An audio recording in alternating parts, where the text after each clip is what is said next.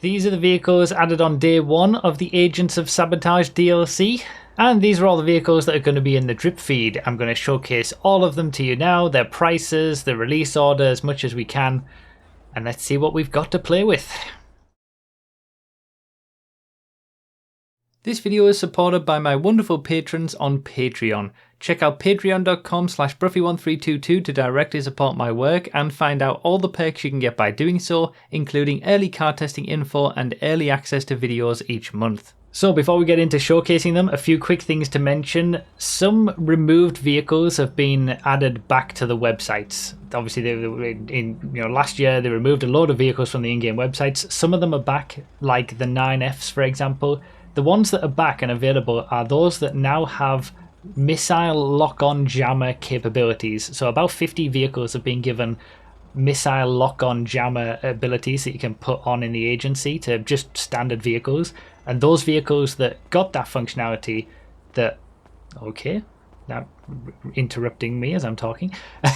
As the vehicles that got that functionality that were removed from the website, they've been put back on the website. So some of those vehicles that were removed are back on, not all of them, and in fact most of them aren't, but yeah, some of them are back on. And it looks like we're going to be getting random race functionality in the creator. That's going to get released as part of this DLC at some point, again as part of drip feed content. So custom random races should be possible in the near future in vanilla GTA. We'll have to see how restricted it is, of course, because we don't know what restrictions Rockstar are going to put on it, but it will exist in some way. There are 10 new garage slots in the Darnell Brothers factory that you can buy on day 1 for cars, but then there's a second part of the DLC that's coming related to the Mackenzie airfield, and that building is going to contain 20 slots. Don't think it's going to be for cars though. That sounds like it's going to be another hangar for more planes. There are more planes in this, planes and helicopters in this DLC, so chances are that's going to be 20 slots for planes, not cars, but we'll have to wait and see when that second part of the DLC comes. But yeah, basically the Mackenzie airfield up in the north of the map is going to be a place where you can store 20 probably planes and helicopters. So yeah, now we'll get into the actual showcase of what we've got in this DLC. Really? Really? So rude. So we'll start with the Warstock website vehicles from day 1, and obviously starting with the police Predator, which the guys here are sprucing it up a little bit because it kind of needs it since it's been in the game since 2013. But it is available to purchase now. You can buy it for $3.8 million for a 2013 vehicle, but you can get it for free right now because of the whole heist challenge and whatnot. But yeah, this is the same police Predator that's been in the game since 2013, since release. It's nothing new in particular. You can just own it now as a Pegasus vehicle. These two vehicles are new though. We've first of all got the Terminus Patrol. This is going to set you back $5.1 million. It'll be $3.8 million for the trade price. And both of these are obviously in the emergency vehicles class. The emergency vehicles testing video is going to be released as soon as all of the drip feed police cars are released, basically. But remember, with these police cars, they're not like they were when they were originally released. You can't sell them for any money whatsoever. So the sell price for these vehicles is 0. So if you want to get rid of them, you've spent $5 million on it. Normally you'd be able to sell it for sort of $2.5 to $3 million. You can't with these. The sell price is 0. Really annoying that they did that, but yeah, keep that in mind. The Cara Pursuit, this will set you back $5.3 million or $4 million for the trade price. These new police vehicles do have some little extras in the trunks and things like that, the boots. So I'm going to show you those towards the end of the video, and we will also see the back of these vehicles as well. But yeah, they're very expensive, more police cars. They don't really interest me, these police cars, because they're just police versions of new cars, and that's not as entertaining to me as getting access to FIB vehicles from 2013 and stuff like that. I wish we could buy those like we could with the unmarked cruiser, But yeah, you know, new police vehicles, there's some in the drip feed as well, but these are the ones you can get on day one. Now as we come over to the single vehicle that you can get on day one for Southern San Andreas Super Autos, there's not an awful lot of vehicles in total for this DLC in terms of new stuff. This is the Chavos V6. This is going to be in the sedan, well, this is in the sedans class. Set you back $1.4 million. Again, like I said, the only vehicle you can buy on Southern San Andreas Super Autos at the moment. Again, we'll see how it does. I'll test the new vehicles and you'll be able to find out their lap times and top speeds, hopefully tomorrow, because there's only going to be 3 vehicles to test. And yeah, we'll see how it does in the sedans class. Might be good. Sedans can always be a little bit strange. Sometimes they don't feel very quick, but they can be. But we'll see how it does in the sedans class. And then the 2 vehicles that you can get on Legendary Motorsport to cap off the only vehicles that you can get from day one of this DLC. First up, we've got the Jester RR Widebody. This is in the Sport class, and it'll set you back $2.3 million. Now, you can't change basically anything about this car. The livery is stuck on it. You can obviously change the base colour, but there's no mods or anything really. Check out the new GTA Car Showcase channel to see exactly what you can do with it.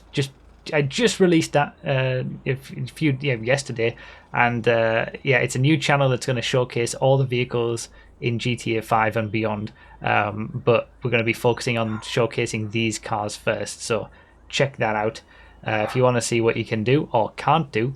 But yeah, with this, I don't know why the livery is locked on it. I don't know why it wasn't a Benny's upgrade to the Jester RR like the 10F widebody is to the regular 10F. It's kind of a strange one, this one. But we'll see how it performs, obviously, in the testing video. And then the new Banshee GTS. The poster child of GTA games and GTA cars is the Banshee. This is 100% the Banshee from GTA 6. This gets an HSW upgrade, so the base car is going to cost you basically $2 million to buy, and then the HSW upgrade is $1.9 million on top of that. So it's, you know, it's a Niobe, a Stinger TT all over again, where there's a hidden cost with a massive HSW upgrade. So keep that in mind, but it does seem like it's going to be very quick, at least for top speed. So again, keep an eye out for the testing video tomorrow for that. But yeah, this is obviously in the sports class because everything is, and it should be quicker than the original Banshee, and they can't have to do that. But yeah, it is one of the 2 vehicles from this DLC that has an HSW upgrade. But yeah, this is all you get for day one. In terms of regular cars, these 3 are all you get. So my testing video tomorrow is going to have these 3 cars plus the Banshee done with HSW upgrades as well. And then you get 2 new emergency vehicles and 1 very old emergency vehicle. And that's your lot for day 1 for the Agents of Sabotage DLC. Obviously the emergency vehicles will be tested all together as part of the 2024 emergency vehicles video once all the drip feed stuff's released. So coming on to the drip feed, we're starting with these 3 new drift cars. So the Cheburek, the Jester Classic and the Futo are all getting the drift functionality, the drift treatment. These are always new models. They've got different liveries to the regular versions, obviously completely different handling that allows them to drift in the first place. They'll be usable in drift races. The Futo's a little weird because we already have the Drift Futo GTX. This is the Drift regular Futo. But, you know, new drift cars, I haven't tested the drift cars. I probably won't because their lap times are irrelevant because drift races are based on points anyway. But for those who like the drift cars, we've got new ones, and the Futo, it's the OG Futo that's going to be a drift car rather than the GTX for that one. So now we can go on to, I guess, the normal cars in the drip feed, starting with the Coquette D5. This is the only drip feed car that's going to be on Legendary Motorsport. This is going to set you back $1.7 million. It's in the sports class, because everything else is. And yeah, another Coquette. We've got a D1, we've got a D10, we've got the original version. Yeah, another one. We'll see how it does when it releases. Obviously, when it comes to drip feed vehicles, I test them when they release, and there's a video for that. And then at the end of the drip feed, I release another video that contains all the vehicles from the DLC back to back, so you can see them all in one go. But yeah, Coquette D5. And again, with the order for the drip feed, there's so little this time that it's difficult to know. The order on each website is left to right. So as we'll see, the next two vehicles for Southern San Andreas Super Autos, there's two vehicles there. We're going to get the first vehicle, which is the Firebolt ASP first, and then we're going to get the Uranus second. But I don't know whether we're going to get these two before we get the Coquette, whether we get the Coquette in the middle of these two or whatever. I don't know that order, but it's left to right at least for each website. So yeah, the Firebolt ASP, this is in the off-roads class. Looks very much like the Fast and Furious truck, with that livery on it at least. It's going to set you back 1.9 million, and this is the other car that's going to get an HSW upgrade. So I don't have an idea on the price for that at the moment. I don't know how much that HSW upgrade is going to cost. Probably a lot, because that's what they're doing now. But yeah, this is the only other vehicle apart from the Banshee that is going to get the HSW upgrade. This is the Tier 4 career reward for the Agents of Sabotage DLC, but that's time gated, so it's probably going to release by the time you can unlock it anyway. But yeah, that'll be the first one to be released on Southern San Andreas Super Autos. The second one is the Uranus LozSpeed. Now this is basically the cheapest of the vehicles that we've got today. 1.1 million for this one. It's going to be in the Sports Classics class. It doesn't have HSW, so it's not going to be anywhere close to the top of the Sports Classics class. But yeah, fun little vehicle. It looks like it'll be fun to drive. And yeah, it's kind of crazy that we think of 1.1 million cheap for a car in this game now, but that's how it's gone on over these years of inflation and Rockstar just increasing the prices to a ridiculous amount. The Warstock drip feed cars. First up is going to be the Outreach Faction. 4.1 million for this one, 3.1 million for the trade price. Again, another police car that you can't use in races, you can't really do anything with, but if you want one, just know that you're not going to be able to sell it for any money if you change your mind later on down the line. And then the final vehicle for the Warstock drip feed. Again, this might be the final vehicle for the drip feed entirely, but it might also be the first one before all of these other websites. We don't know. The Coquette D10 Pursuit. Now this is going to cost you $5.6 million, which I think makes it the most expensive of all the police cars. 4.2 million for the trade price. It's a supercar police car, basically. I mean, the Coquette D10 is technically in the sports class, but you're looking at sort of the Gauntlet, the Gauntlet Interceptor as one of the quicker police cars, but I can't see anything beating this in terms of pace. But like I said, this will be basically the last vehicle that will be the backlog for the emergency vehicles testing video. Mostly everything else has already been tested for that emergency vehicles testing video. I know everyone's been waiting for it for a while. This will be the last one. As soon as this is released, I can get this tested, put it into the video where it needs to be, and then I'll be releasing the emergency vehicles testing video with all 31 emergency vehicles, I think it is now. The full emergency vehicles class all together in one video, basically as soon as this car is released to us in the drip feed. But that's what we're going to be waiting on. And this will be the last drip feed vehicle on Warstock, apart from the things that basically should be here. So there's two vehicles that are going to be released on Warstock, and one vehicle that's going to be released on Elitas, the plane website basically that everybody forgets about. I'll put it in. I'll put images in to the on the screen in post before I put the video up. But the DH7 Iron Mule is going to be next up on Warstock after the Coquette. That's going to set you back 2.3 million or 1.6 million for the trade price. That is actually called Cargo Bob 5 in the model ID in the handling files. So I assume there's going to be some sort of Cargo Bob-esque usage for that. And then after that, we're going to get the Titan 250D. So a new version of the Titan. That's also going to be on Warstock. Probably going to release at the same time, because they'll probably be part of the second part of the DLC with the Mackenzie airfield and all that kind of stuff. It's probably going to be related to all that, so they might all release together with that second part of the DLC. But the Titan is going to set you back $4.8 million, $3.6 million for the trade price. But hey, a Titan for less than most of the police cars. So it's, you know, could be considered quite cheap. But yeah, new version of the cargo bob that's not called a cargo bob. New version of the Titan that is called the Titan but something else on the end of it.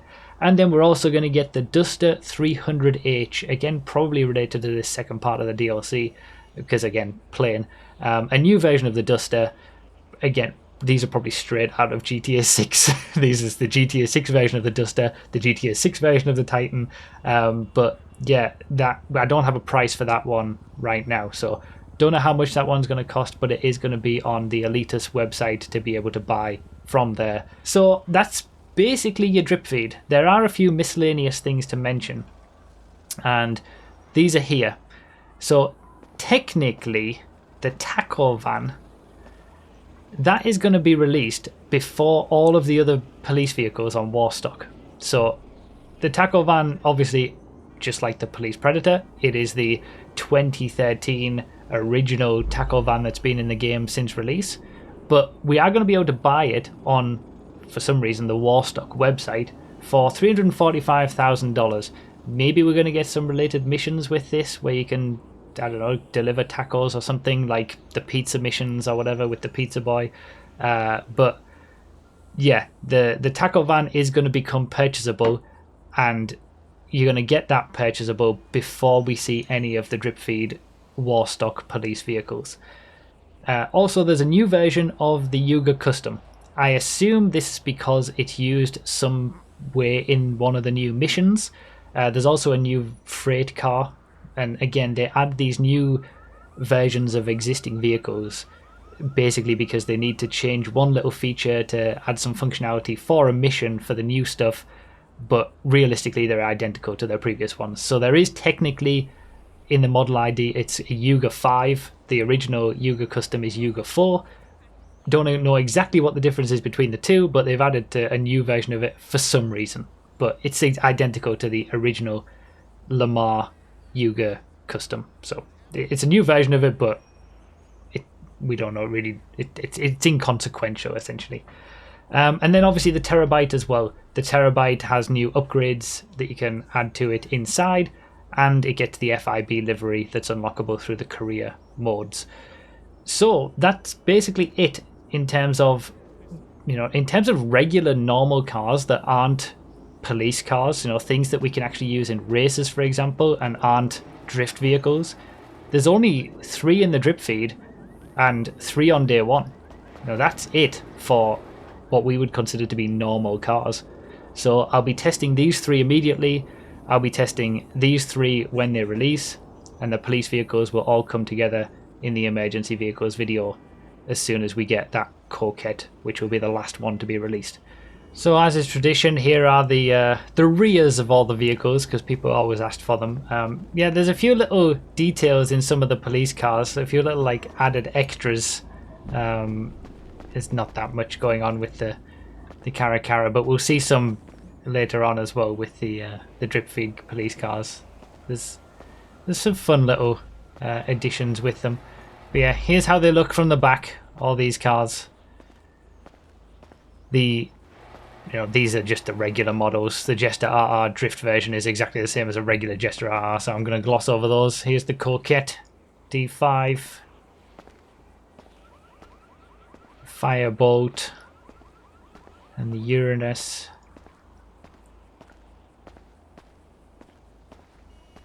And then the 2 police cars in the drip feed. As you can see, in the boot of this one, there's all sorts of paraphernalia. Body armor, nightstick, tear gas canisters, and then we got body armor in the back of the Coquette, and then a few little bits in the front as well. So, you know, fun little extra details that they've added into the models. But yeah, there you go. That's basically everything. There's not an awful lot in the DLC. 6 normal vehicles, 3 drift vehicles, 4 police cars, and a few old vehicles that are able to be bought as well. Thank you to the guys on Project Homecoming for helping me out to sort all this out and check them all out. And like I said, the testing video for at least the day 1 cars will be hopefully releasing tomorrow because there's only 3 of them, so it shouldn't take too long. But yeah, keep an eye on the channel. Make sure you're subscribed if you're not. Check out the new channel, the GTA Car Showcase channel, which I'll link in the description as well, if you want to see how these look and how they customize and all that kind of stuff. And yeah, I'll see you very shortly in a testing video tomorrow if all goes well.